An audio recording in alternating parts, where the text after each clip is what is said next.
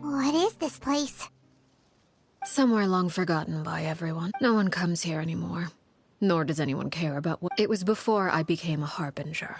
And before Lyney and the others joined the House of the Hearth. Due to certain events, I first killed Clieve and then her mother. And this is where it all happened. You were the one that killed Clieve? Patience now. Allow me to explain Clieve's side of the story first. I'll start from the beginning. Clieve was 6 years old when she was brought by her mother, Crucibina, to live in the House of the Hearth. From the outside, it seemed like a fairy tale. A thriving family made up of kind adults and friendly children. Crucibina was the Knave at that time, and the House of the Hearth was under her control. She was Clieve's mother by blood, but she was also the mother to all the children in the house. Clieve was happy here, for a time. But she quickly realized that being part of this family wasn't a fairy tale at all. It was a kind of purgatory. Purgatory?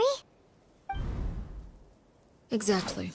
The House of the Hearth takes in war orphans from all over Teyvat. But as for how to raise them, that depends entirely on the person in charge. Crucibina came up with a novel idea. She would teach the children to fight, force them to duel each other, and then crown as the king of the house the child who proved themselves most worthy of inheriting her title. It's difficult to estimate the number of children who died or were maimed in the process. They would be handed over to the doctor to be experimented on, or sent away on dangerous missions. Nothing more than tools to be used and then discarded. So those were the experiments Clieve was talking about. But what actually happened to her? You said that Clieve was Crucibina's daughter, so if Clieve tried to convince her to stop what she was doing, Crucibina probably would have listened, right? Despite being Clieve's mother, Crucibina cared little for her daughter. She forced Clieve to join the House of the Hearth only as a means to demonstrate her own impartiality as a mother, to prove that she treated all her children equally. Clieve did try to convince her mother to change her ways, but it was to no avail. After her efforts failed, the only other option was to rise up and try to fight back. Unfortunately, the other children had already been thoroughly indoctrinated into the illusion of happiness Crucibina had created. Of course, there was one exception. Someone Clieve's age who knew the truth about the House of the Hearth. Her name was Peruere. Wait, the friend that Clieve met? Friend, huh? I suppose we can call her that for now. Clieve was a cheerful and passionate person with a tenacious spirit. Peruere, on the other hand, was rather cold-blooded.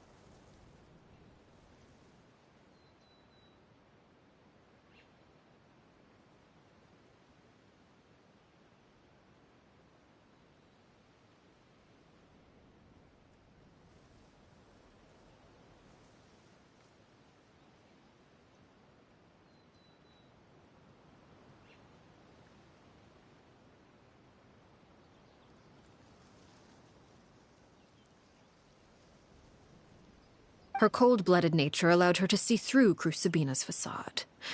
Yet, it was also this cold-bloodedness that prevented her from acting against it. At least at first. While Clieve longed for freedom, Peruere was convinced that, amid all the fighting and violence, she would make it until the end. Despite their differences, the two became fast friends. United, there may have been a certain naivete to her ideas, but Clieve proved her determination many times over. She tried countless times to run away, ask for help, or expose the truth. But her efforts only earned her beating after beating. The only thing that kept her going was her strength of will. Even with her body racked with pain, she would still stand on her tiptoes and open the window at night. She and Perouer would look out at the moon together, a fierce longing for freedom shining in her eyes. But one day that light simply vanished. Oh no. Her hopelessness resulted from a culmination of things. 10 years had passed. 10 years worth of failure after failure. She and Perouer weren't children anymore, but finding any chance to escape still seemed... It was during this time that Perouer suggested a new plan. If escaping was out of the question, why not take down the very person sitting on top of this throne of lies? Mother. Clieve rejected that proposal. She claimed that, as a famous harbinger, Crucibina possessed an unimaginable amount of power. Trying to kill her would have an incredibly low chance of success.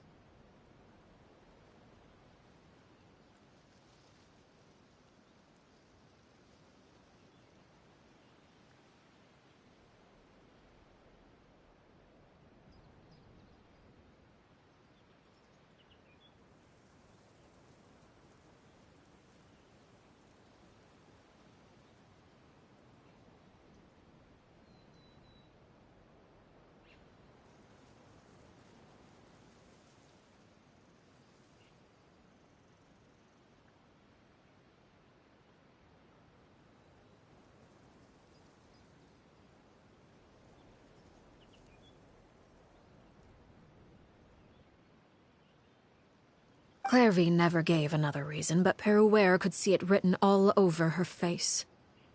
Clieve still thought of Crucibina as her mother. Killing her own flesh and blood was a line she couldn't bring. If she couldn't escape and fight back, then only one up. Precisely. Death was the only... It happened during a duel. When she arrived at the dueling ring that day, her partner turned out to be none other than Perouer. The very person that had stood by her side all those years. It was a fierce battle. But ultimately, Clieve decided to let Perouer. From that moment on, Perouer's journey was one written in flames. When the rain finally came and washed it all away, there she stood, the sole victor. It was the very result she had predicted 10 years prior. Even then, she believed she would make it until the end. She wasn't surprised by the fact that she emerged as Mother's undisputed heir. Rather, her success left her with an She was unsettled. And there was only one thing that could quell that sensation. Perhaps you two would like to take a guess as to what it was? Crucibina, you mean? Correct. This is the place where Perouer killed her best friend. A mere year later, this is also the place where she fought tooth and nail to kill the mother they shared. The moment she acted, any conception of what was right or wrong ceased to matter. It's one of the principles of the house. Only those who survive get to write the rules. Perouer won the battle, and became a harbinger herself. After which Her Majesty, the Tsaritsa, bestowed upon her a new name. Arlecchino. So the Perry Clieve was talking about... It was you all along. You're Perouer. Arlecchino is just a name you got later.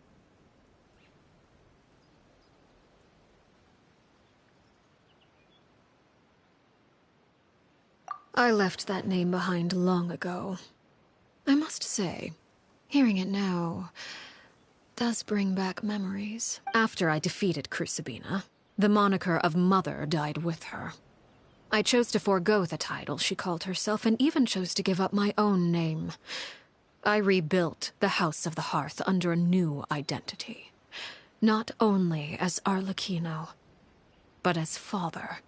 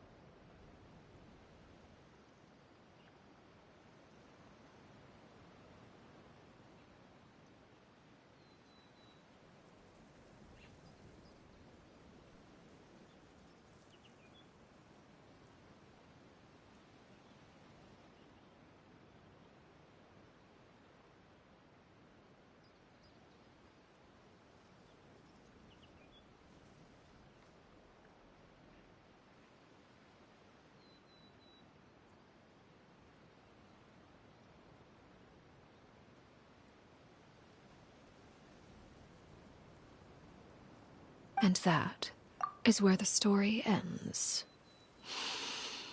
Yeah. Based on what you just told. I suppose you could call her an illusion born of flame. Her existence is like ashes to a fire.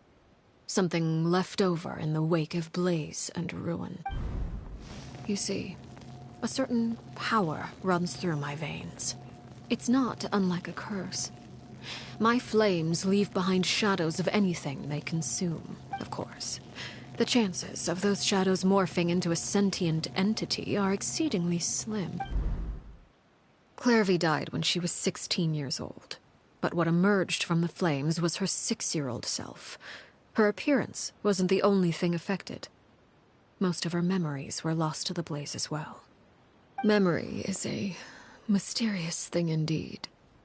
Losing a portion of your memories will alter your sense of self.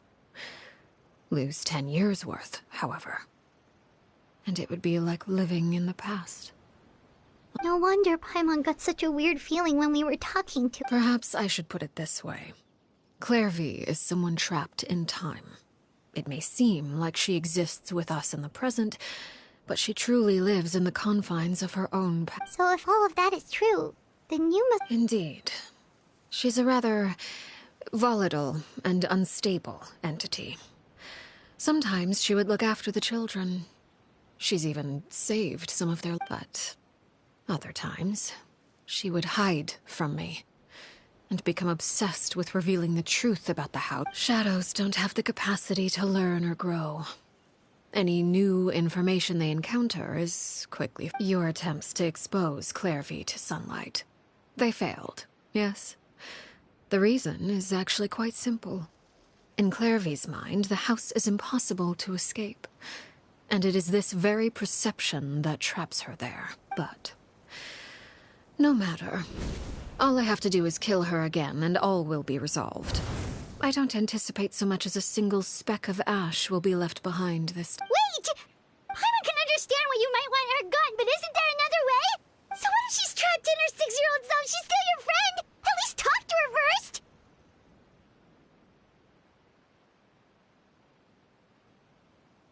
It's too late for that. She broke the rules, and now she must be punished. That goes for Filial and Nantoy as well. She's had quite the effect on them.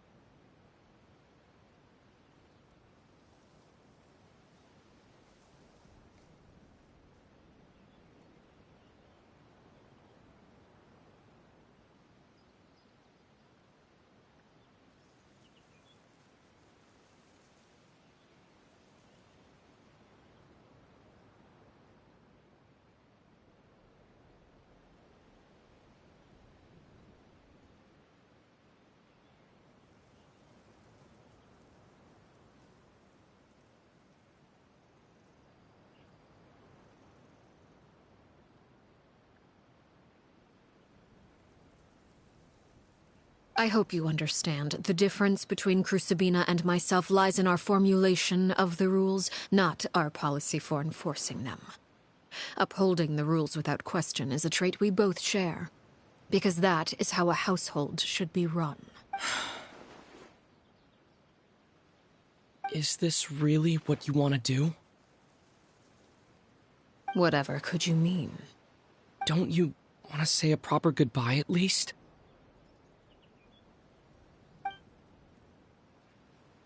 Whether as a killer or as a father, there are two things that must be avoided at all costs: anger and sorrow.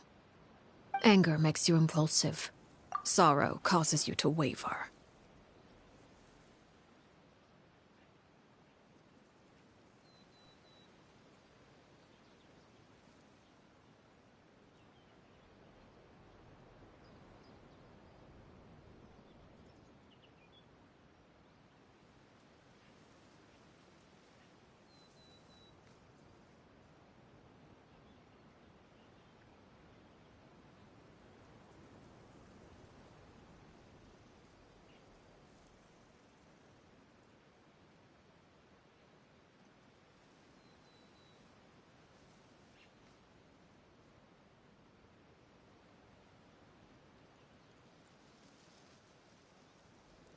Well, it appears it's about time to proceed.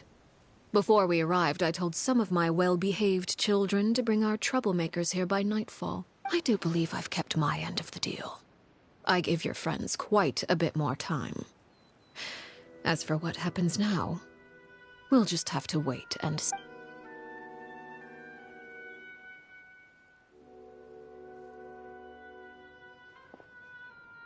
Here they are, Father. You gonna execute him? Seeing something like that would actually be a first for me.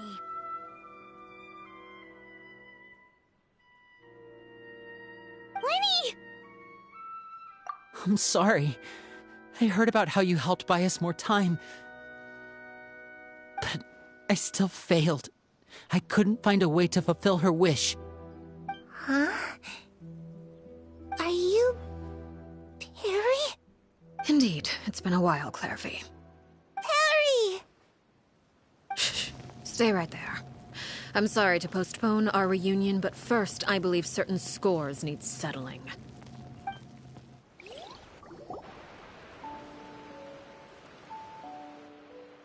Father, let me explain. Out of my way. Father! You chose to conceal a threat to the house. And for that, you must be punished.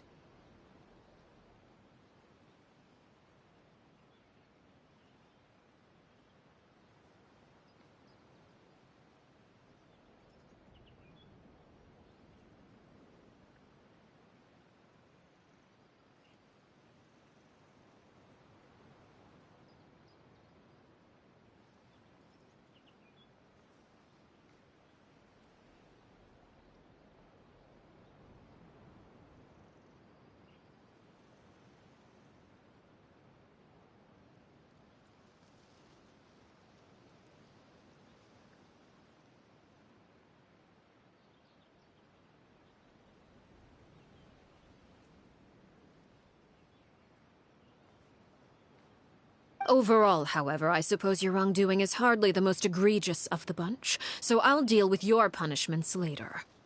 As for right now, the more pressing concerns are the traitors among us. By traitors? Do you mean us? Father, let me explain. We didn't mean to... Fultz, why don't you share what you heard?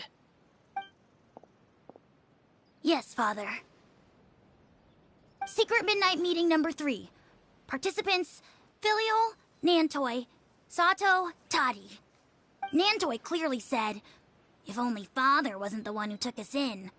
Sato added, I'm sick of this life. I just want to live as a normal person. Filial was the worst of them all.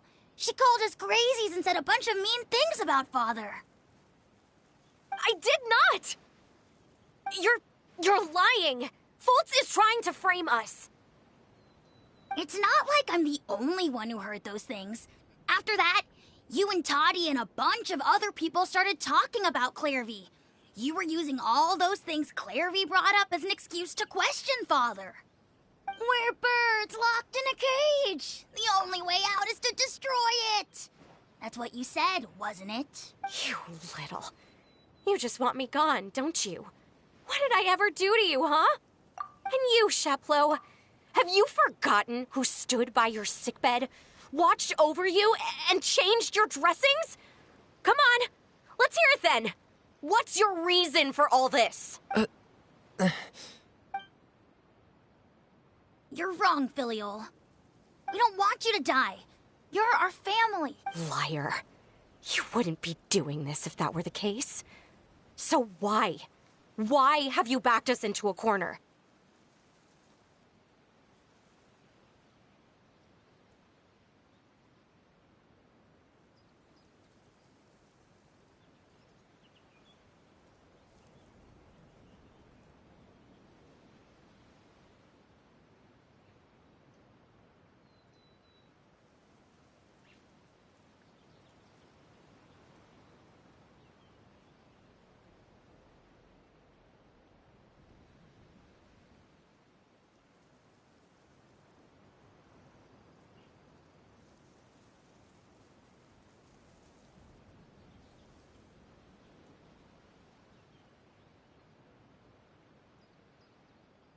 We all live in the House of the Hearth. You know the type of work we do, Filial. A single betrayal can cost dozens of us our lives. It's not like it's never happened before. That kind of thing is hard to forget. That's why the House of the Hearth cannot tolerate any form of betrayal. Ever since we came to Poisson, you've had 7 secret meetings. A lot of the things you talked about really crossed the line. You've been spying on us for half a month? Wait a second. Now that I think about it, the move to Poisson was just a way to make it easier to spy on us, wasn't it? Because we were all in one place. You've had this planned all along. Filial, Nantoy, I'm sorry. I owe you both my life. I owe Clieve too. If it weren't for all your help after I got poisoned, I wouldn't be standing here today. If this were any other situation, I would do anything to repay that kindness, even if it cost me my life. But rules are rules. I'm sorry. My hands are tied. Why? Why? That's enough, Filial. We made a mistake, and we should own up to it. We broke the rules, plain and simple. And now we have to face the consequences. I'm sorry, Chaplot. Fultz. I'm sorry, Father. We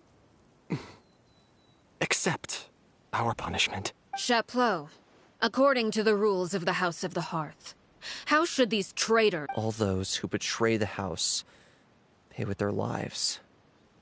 And so it shall be.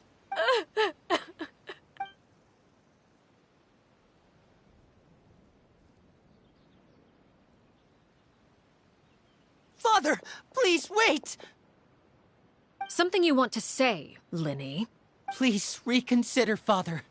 What Filial and the others did, does it really count as betrayal? We all come from broken families. From the very first day we joined the House of the Hearth, we wanted nothing more than to make it a real home. But the truth is, none of us know what a real home should look like. I'm not saying I have all the answers. All I know is this. Killing Filial and the others may uphold the rules, but doing so will only bring us further away from being a real family than we've ever been. So please, Father, please reconsider. I agree with Lyney. Father, please. Lyney, you... I also agree with Lyney.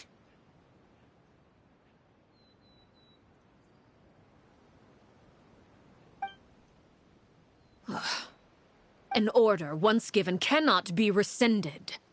However, given the extent of your determination, I suppose we shall have to go about this a different way. Draw your weapons and face me. Our weapons? Father, are you referring to a duel? Precisely. The rules of the house will not be altered. Traitors must be punished.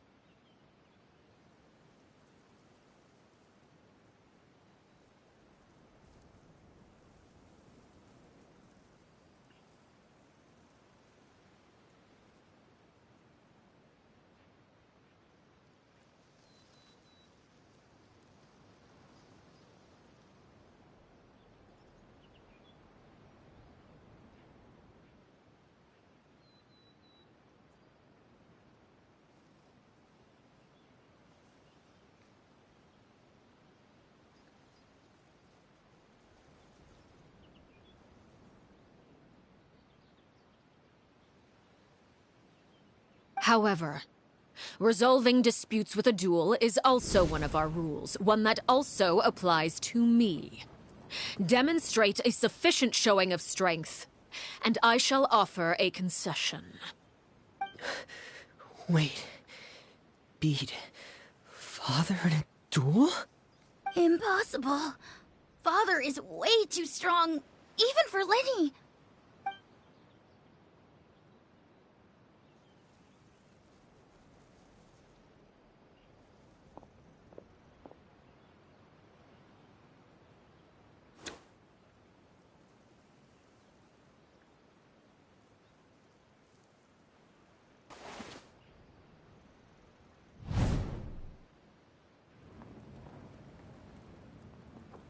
Did you hear that, Traveler? Lyney and the others have to duel the Knave. What should we do? Can they really win something like that? If they lose, those people from the house are really gonna be executed. Hey, are you listening?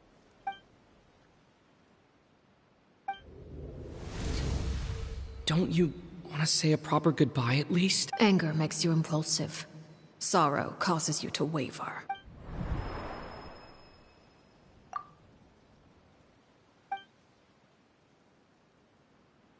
Oh. Looking at that expression on her face, she seems really serious about this. Guess that means there's no chance she's throwing the duel on purpose, huh? When guests are around, families are often on their best behavior. And any disputes are less likely to escalate. When the time comes, make the choice that you deem most appropriate in the situation, and lend your help to the House of the Hearth. What's wrong, Traveler? Hey, where are you going? Traveler?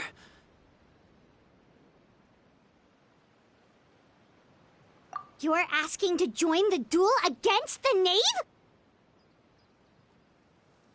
I'll allow it. We do have a ready-made dueling ring at our disposal, after all. All I would advise is this. Keep a firm grasp on your weapon, and give it your all. Any less, and you may just lose your life.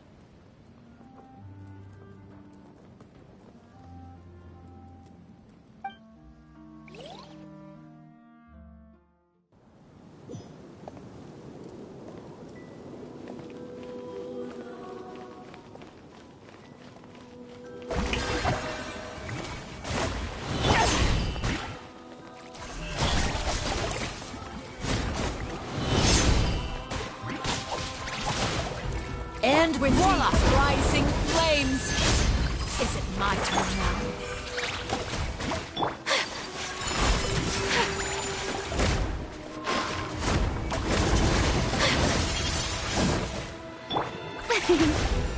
Closer now. Taking a turn. Are you alright? Now that's like it. Is it my turn now?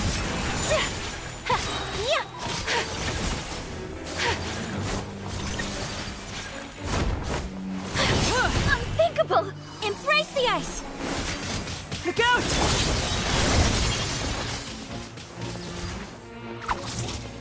Spare your energy. Running is of little use.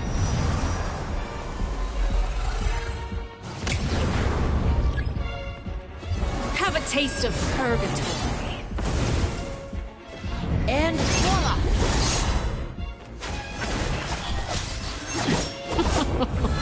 Look at you. Trapped like a bunch of helpless animals.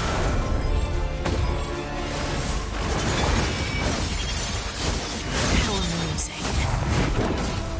Father's even stronger than I expected. Stop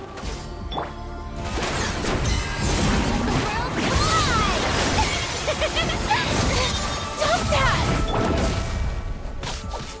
Is it my turn now?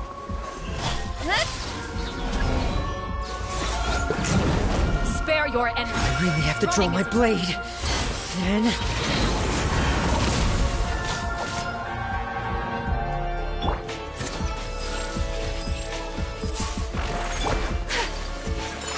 Not bad. You've proven to be a worthy opponent after.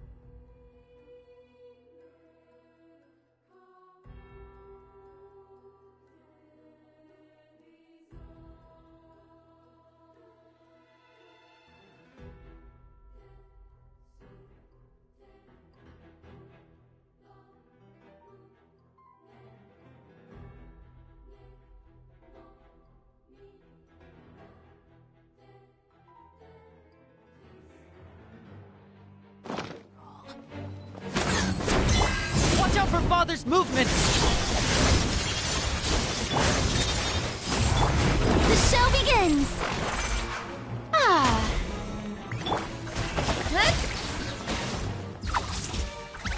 Spare your energy. Running is of little use.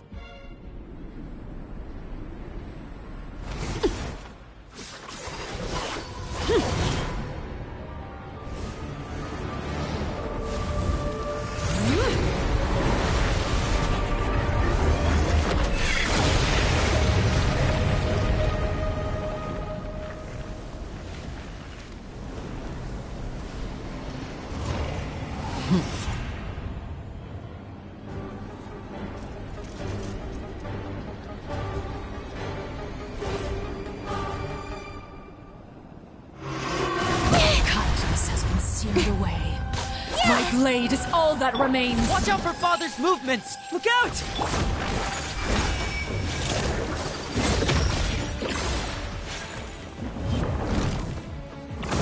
My apologies.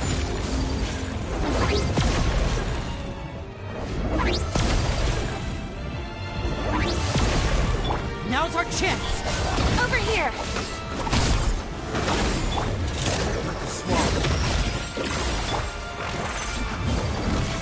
Whirling snow. The sun and moon have set. Only ruin remains. Watch out for father's movements! Look out! Struggle with fate.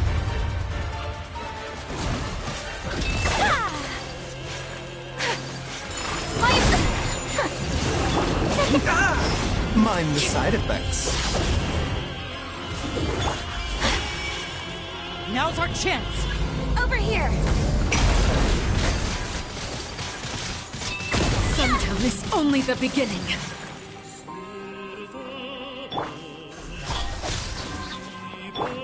Strike a pose. Watch out for father's movements! Look out! A bitter pill to swallow. Sundown is only the...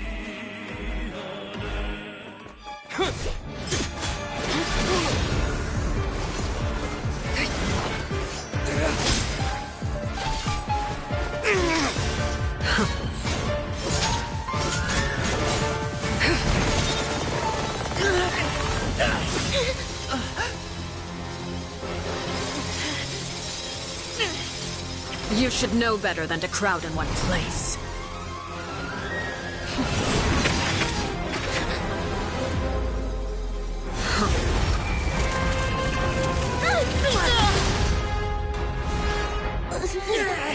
Oh, I know.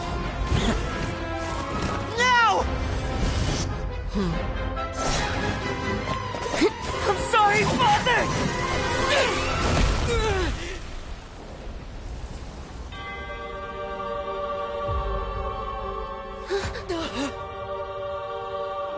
Sorry for what? This pitiful excuse for an attack.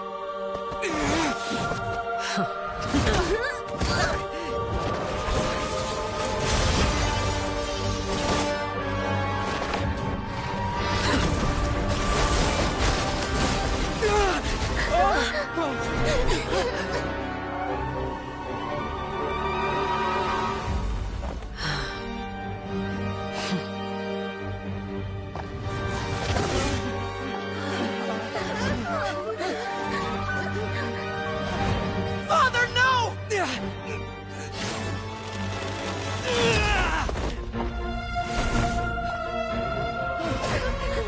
Made it out, did you? You're stronger than I expected.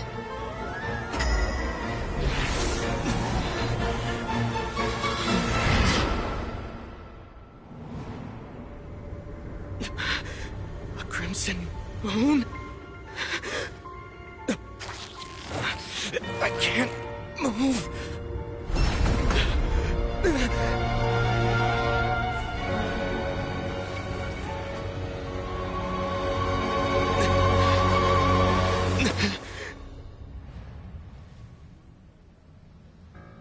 Still, not strong enough to beat me.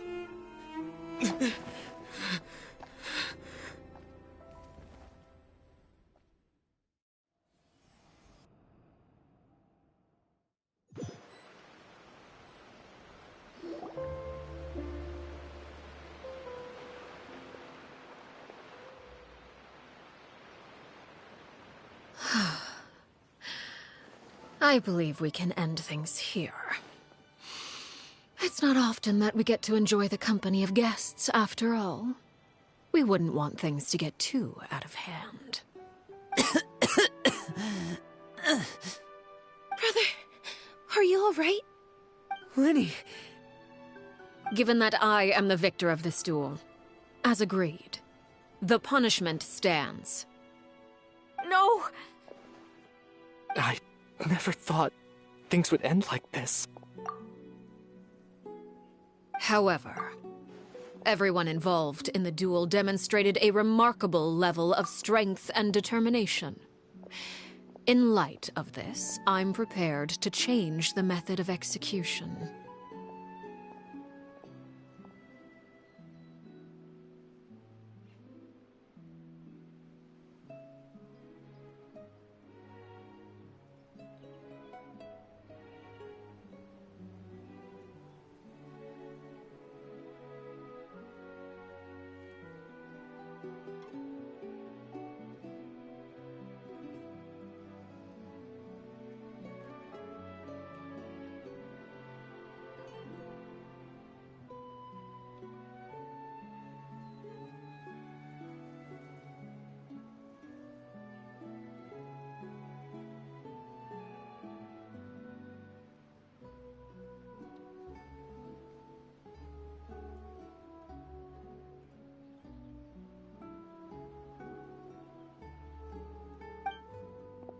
Elwar, the bottled flames I gave you for safekeeping. Do you still have them? Yes? I wasn't sure what they were for, but I've kept them super safe. I didn't lose a single one. Wonderful. Then, in just a moment, I'll have you administer them. Bottled flames? Indeed. They're the product of a secret experiment. Under certain special circumstances, flames can be extracted from my person and preserved. Once ingested, searing pain will spread across every inch of your body. No harm will come to you physically, but your memories will be burned away. If you can withstand the pain. When you awake, you'll have forgotten everything you know about the House of the Hearth, and will be expelled from the organization. In other words, administering this concoction will kill the version of you that grew up in the house, and give you a new identity.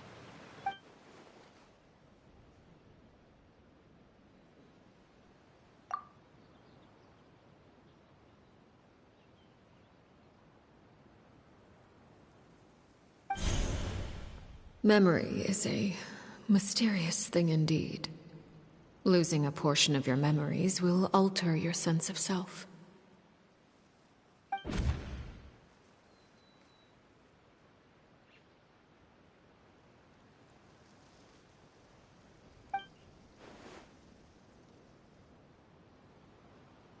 So, you're just letting us go, Father? You misunderstand.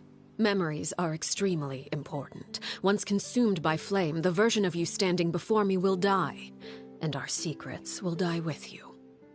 So no, I don't intend to just let you go, because the person who survives will be nothing but a stranger.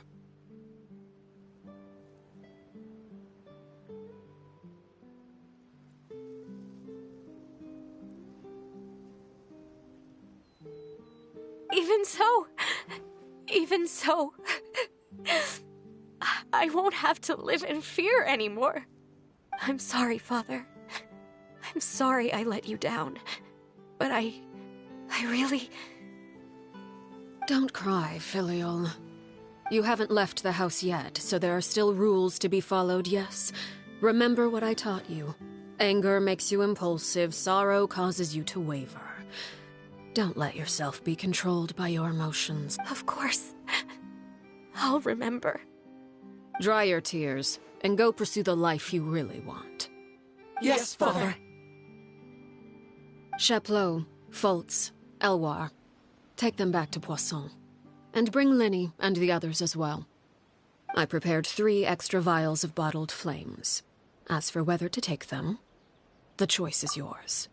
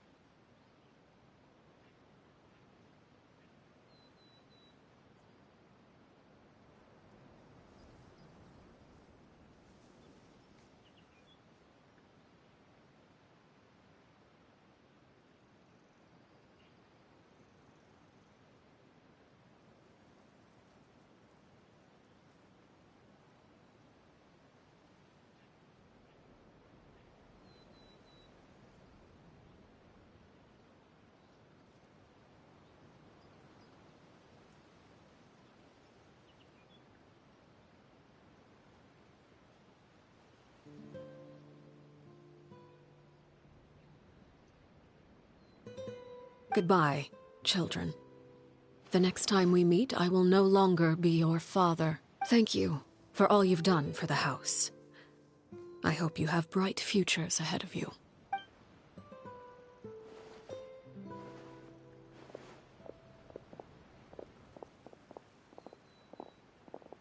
Father.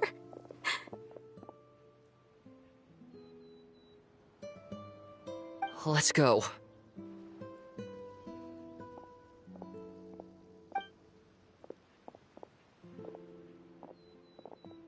Here, grab my arm, Lyney. I'll help you walk back. Thank you.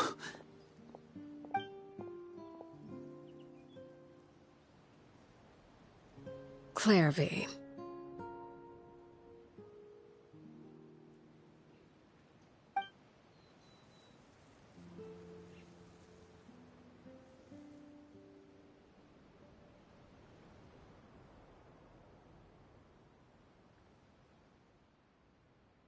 Can we talk now? I've been waiting for a super long time.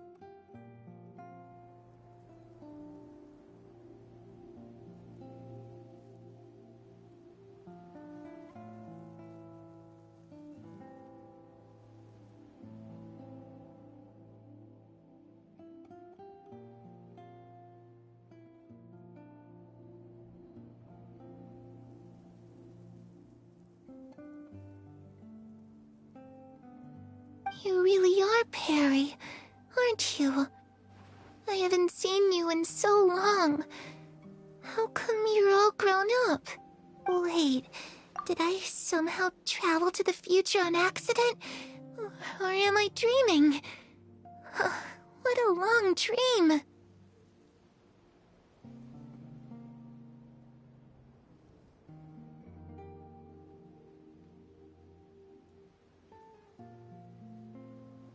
Neither. You died, Clieve. That's what happened. You could have at least sugarcoated it a little! Look, she's so speechless!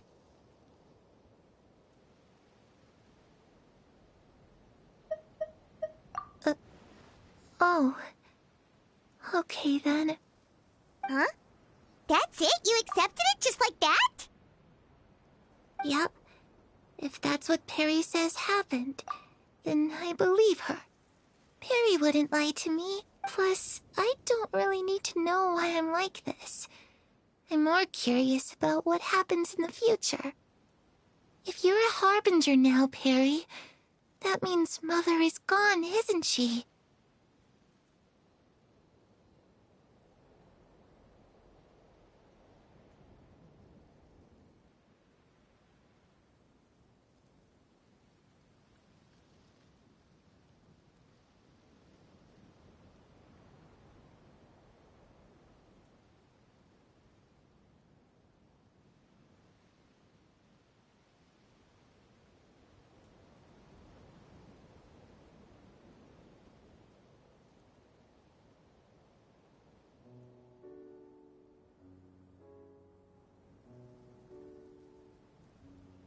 Can you tell me about it?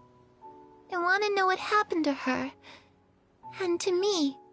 You never stopped trying to defy fate. At first, no one believed you. You could only vent your frustrations to the moon. In fact, you often sought comfort in the night sky. You wanted to see the aurora, so one night we promised each other we would go to Snezhnaya to see it together. Later on, you tried to run away, but you were brought back each time. Mother spared your life, but it wasn't out of kindness. Instead, she decided to make an example of you by slowly torturing you over time. That way, the other children would know what happens to traitors. Still, you never gave up. Mother hoped that through ruthless duel after ruthless duel, she would be able to crown an ultimate victor among the children she raised. But you called on everyone to unite, to fight to a draw in order to reduce casualties. Your efforts may have only delayed the inevitable, but still, you gave them hope.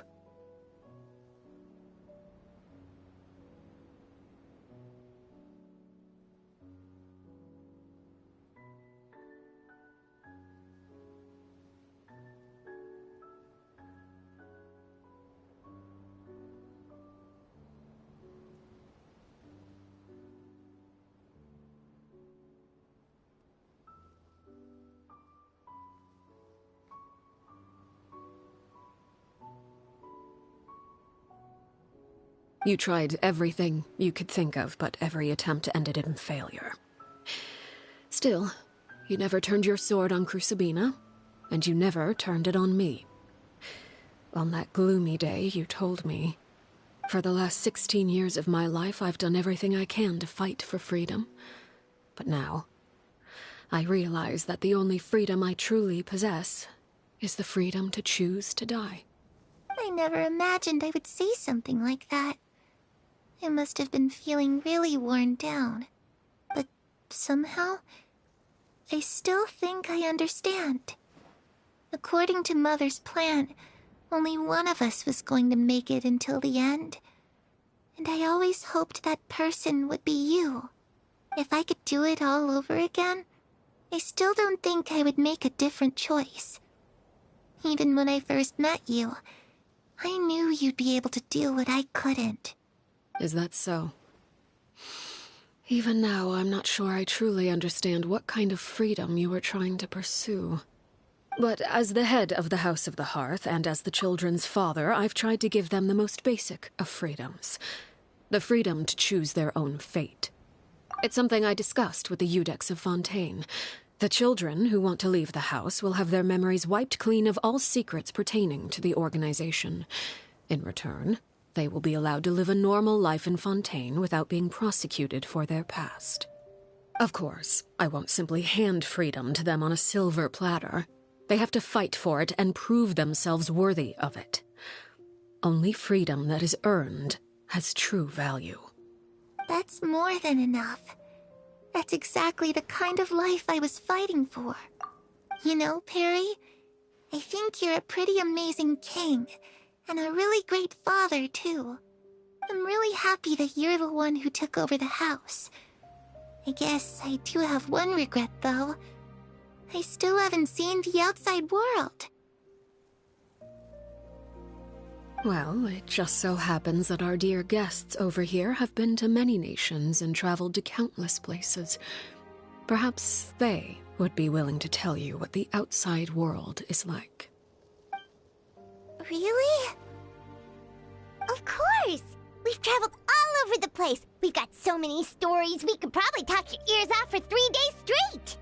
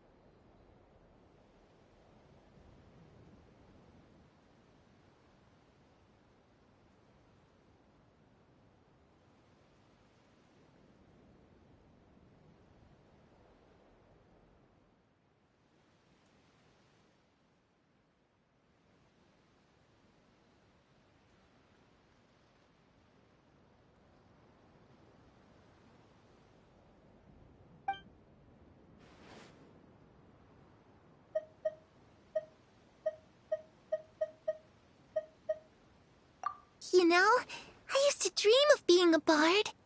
Playing the lute while singing into the winds of freedom. Even if there was no one there to listen, I would have continued to sing no matter what.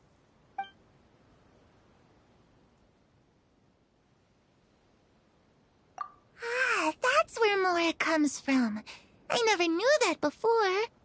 If I had some Mora, I would buy 3 new dresses. One for me, one for Perry, and one for Mother.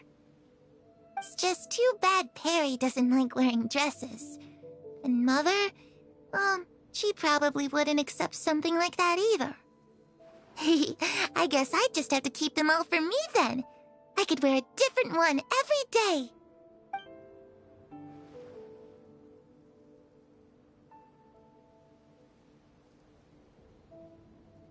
Those yokai you mentioned, what do they look like? I once saw a drawing of this one guy with horns on his head and a super scary face. Are there any yokai like that? Oh, sounds like you're talking about an Oni. Yep, we've met one, and let Paimon tell you, they're not nearly as scary as they look.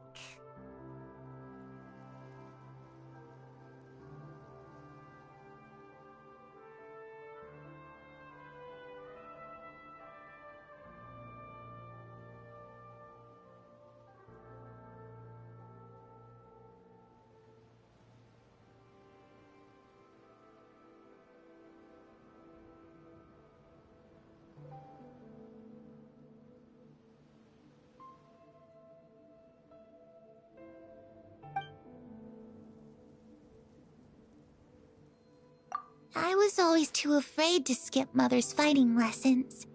But at the academia, I bet you could do all sorts of secret things in class. Things that have nothing to do with studying. I'm just kidding. Being able to study whatever you want without having to fear for your life actually sounds pretty great.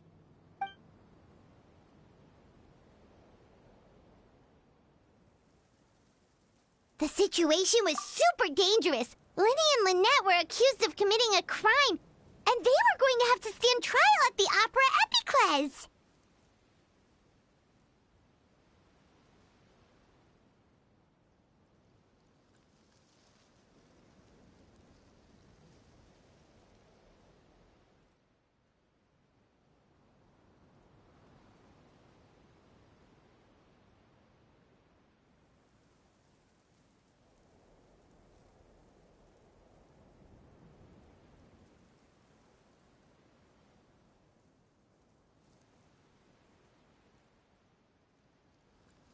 Oh no! That must have been hard for all of you. What happened next? Don't worry, we were able to turn the situation around super quickly. All thanks to Detective Paimon, of course. How'd you do that? Come on, tell me. Okay, so it was like this. After the failed magic show, we rushed to the scene and...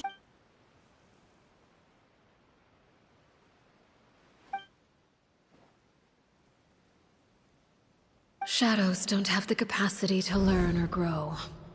Any new information they encounter is quickly forgotten over time.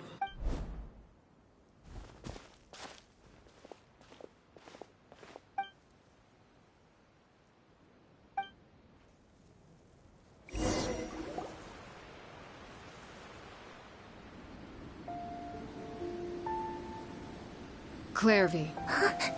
You've worked tirelessly from the shadows to overthrow the House of the Hearth. Now, by my authority as the Knave, I shall announce how this matter ends. You are hereby expelled from the House of the Hearth. You are no longer tied to this place, nor are you bound by its rules. You're saying that I can finally leave? I get to experience the outside world as well? Oh, I almost forgot. There's no getting older for me. Still, seeing who you grew up to be makes me really happy, Parallel. Take care of yourself. Goodbye. May we meet again someday.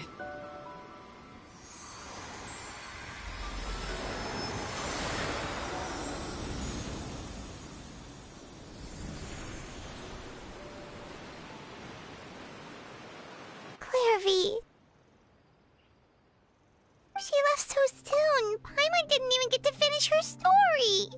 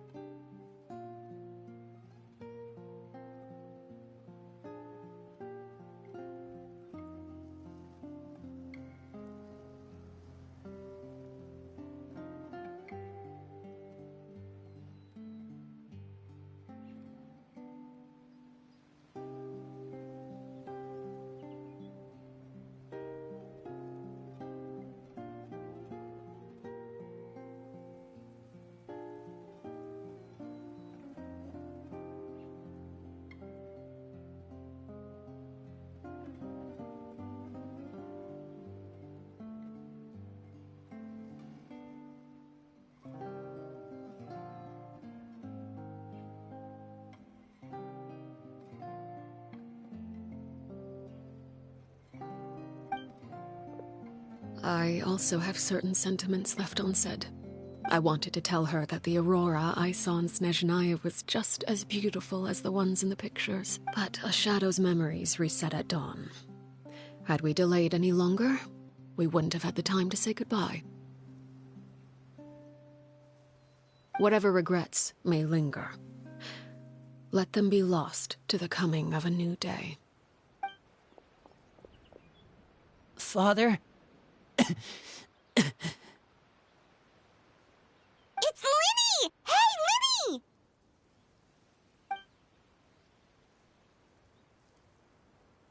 What is he doing back here? Let's go check it out.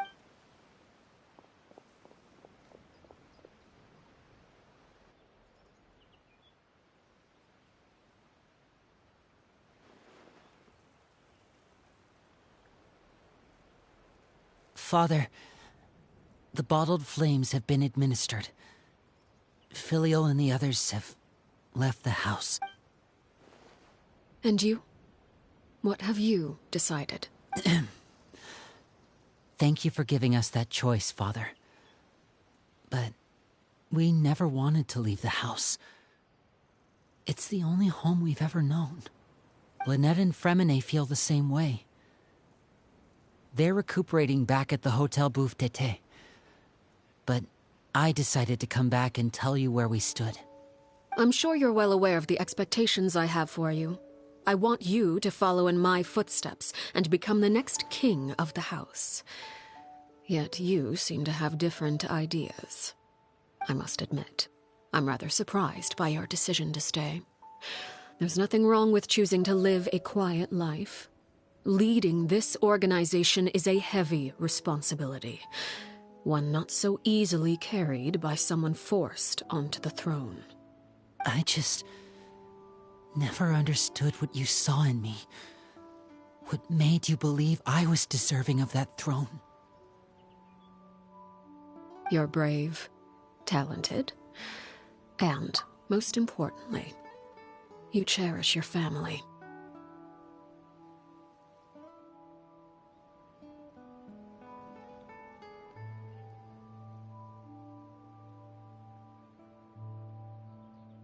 You would do anything to protect them, even if it costs you your life.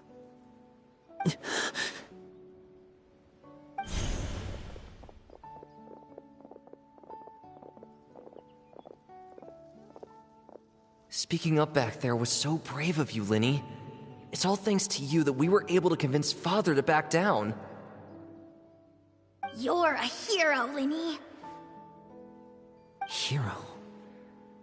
Father is the real hero. Had Father gone all out during the duel, there's no way I would have walked away with my life. She must have had it all planned from the beginning, from the very moment she suggested a duel.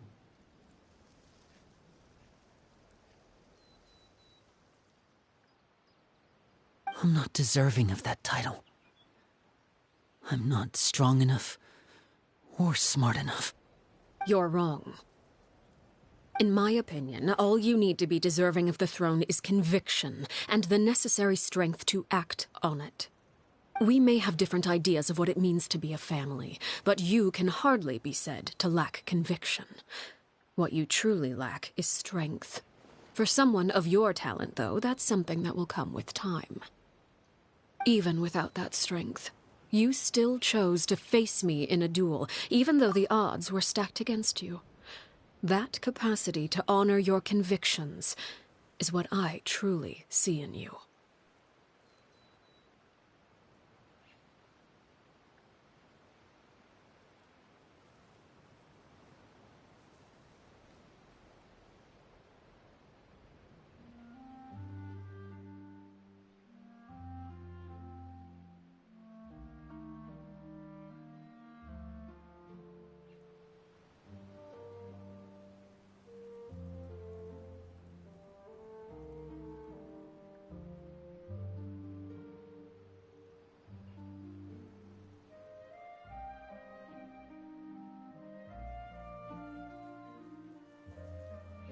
Father. No one knows what the future holds, what tragedy or triumph may be in store. Being at the head of this organization requires the strength of will to face whatever comes. Caution will only hold you back. If reaching a certain standard were required to go after what you want, I would never have succeeded in killing my predecessor. Back then, there was still a considerable gap between our abilities. Strength may decide the ultimate victor, but those who let a lack of strength dictate their decisions or undermine their convictions will never be worthy of the throne.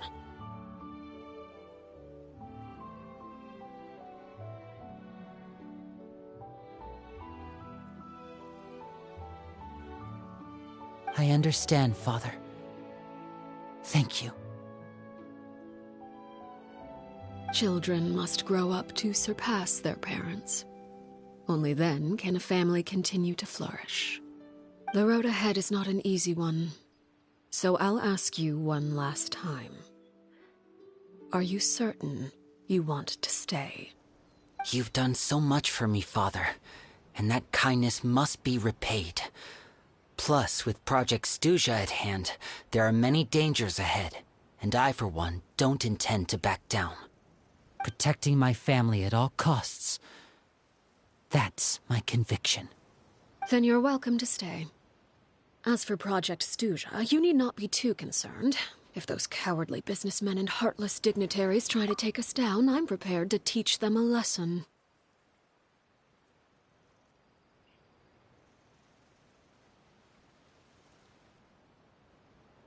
Having members who longed for the light was our organization's last weakness.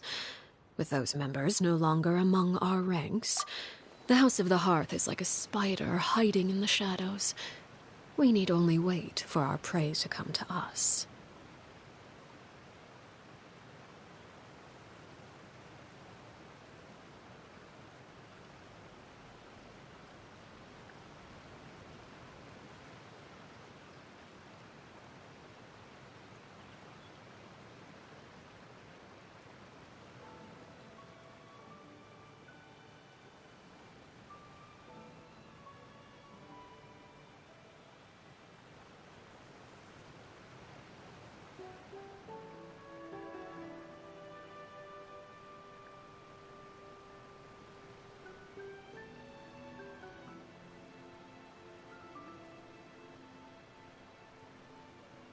At present, our imperative is to use their plan to our advantage.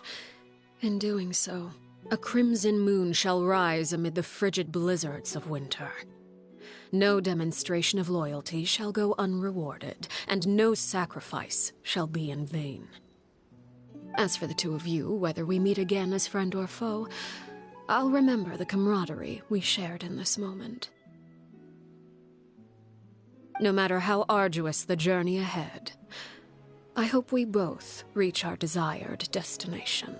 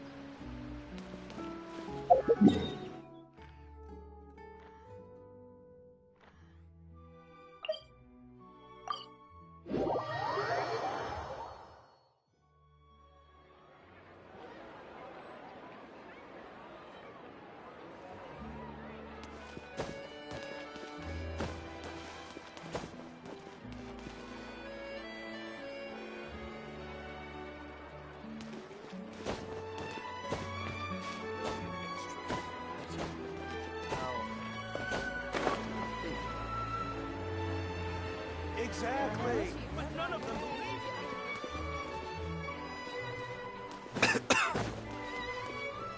you. Add Astra.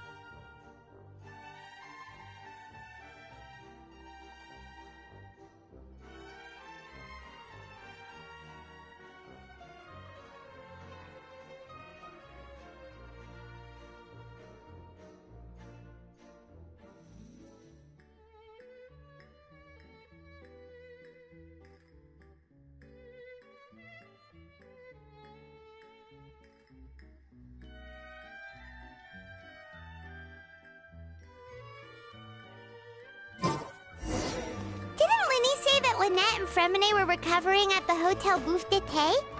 Oh, Paimon wonders how they're doing. Maybe we should go check on them.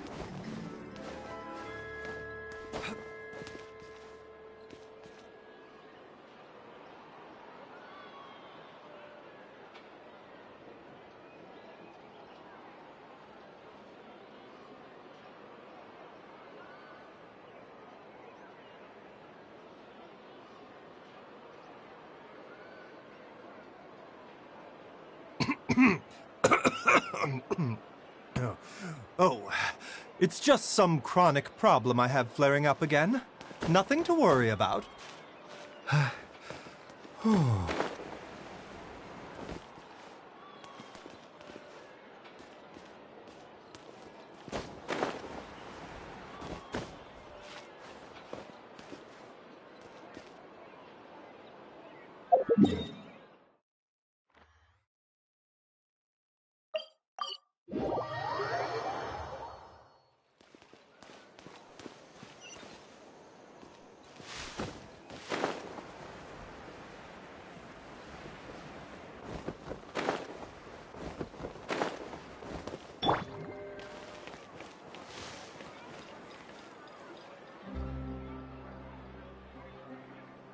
Lynette? Fremine?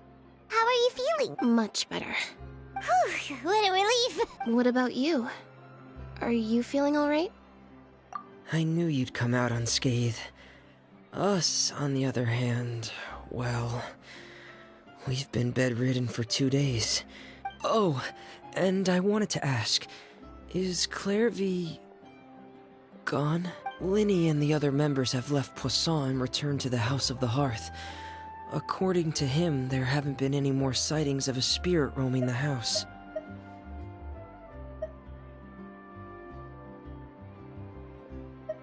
I see. I'm glad. Father came to check up on us 2 days ago and told us about what happened with Crucibina and Clieve.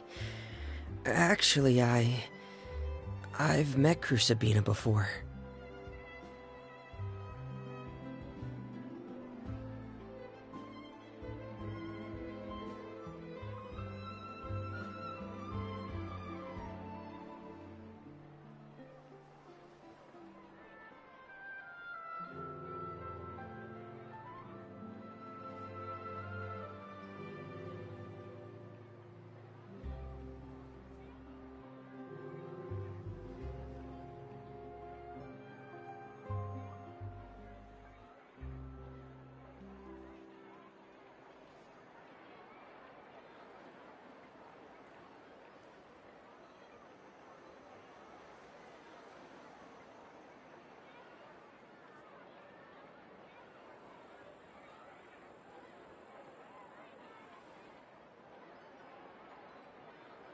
Wait, what? You've met the former Knave?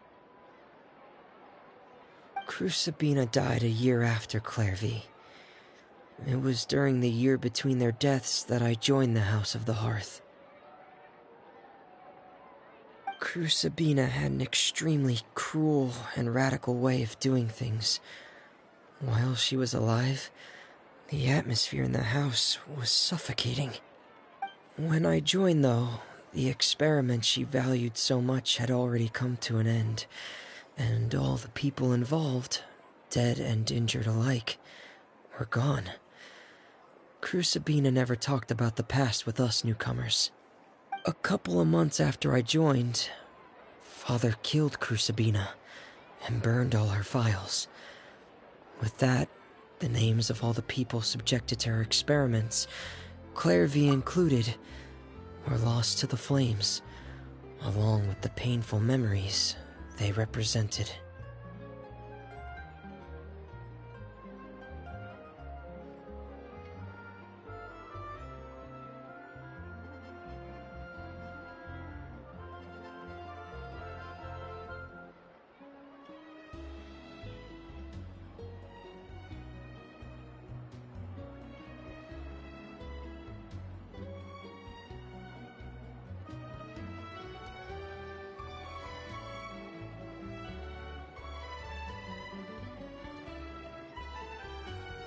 Father took in Lyney and me a couple months after that, but she never mentioned anything about Crucibina or Clairvy. It really seems like something she was planning to keep to herself. The last time you talked to her, did she mention why she kept it a secret for so long? She said she didn't want us to be affected by the darkness of the past. She was worried we'd develop a false sense of gratitude towards her if we knew about it. The foundation of a family should be free of any corrupting influence. Whatever happened in the past, it has nothing to do with who we are now.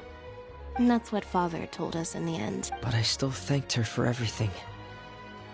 It was only after hearing about what Crucibina did that I finally realized how insignificant our lives could have been. The members of the house meant nothing to her. To say that she valued them in any way, even just as a tool, would probably be giving her too much credit. If Father hadn't taken over the House of the Hearth, I probably would have already... Father rarely brings up the fact that she saved us. She doesn't believe that being indebted to her should be what ties us together. But even if we didn't owe her anything, we would still choose to stay. Because this is our home. We may have arguments or times when we feel wronged. Some people may even choose to leave. But as long as Father is here, we will always have a home. Whether the path before us is bathed in sunlight or shrouded in shadow, we'll follow Father wherever she chooses to go.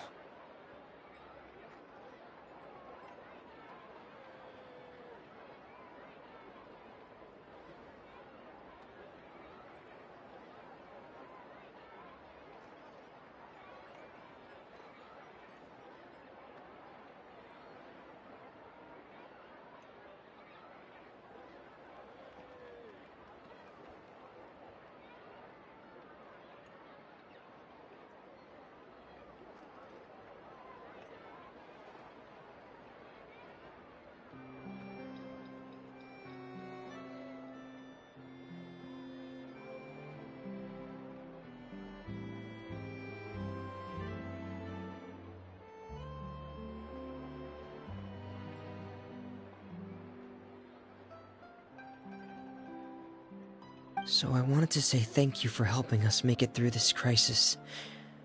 Without your help, we could have lost a lot more along the way. Oh, we didn't do anything, really.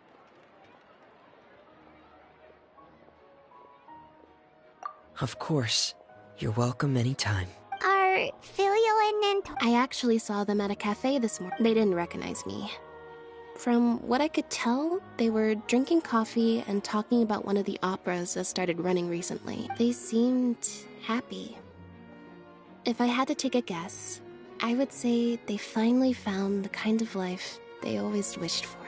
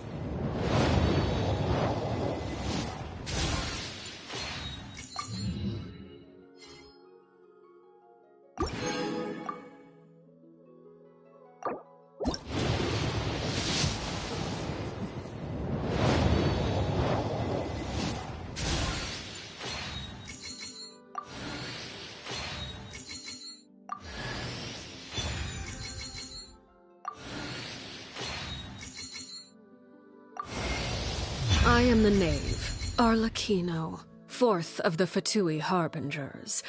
The children of the House of the Hearth call me Father. I do hope our partnership proves to be a pleasant one.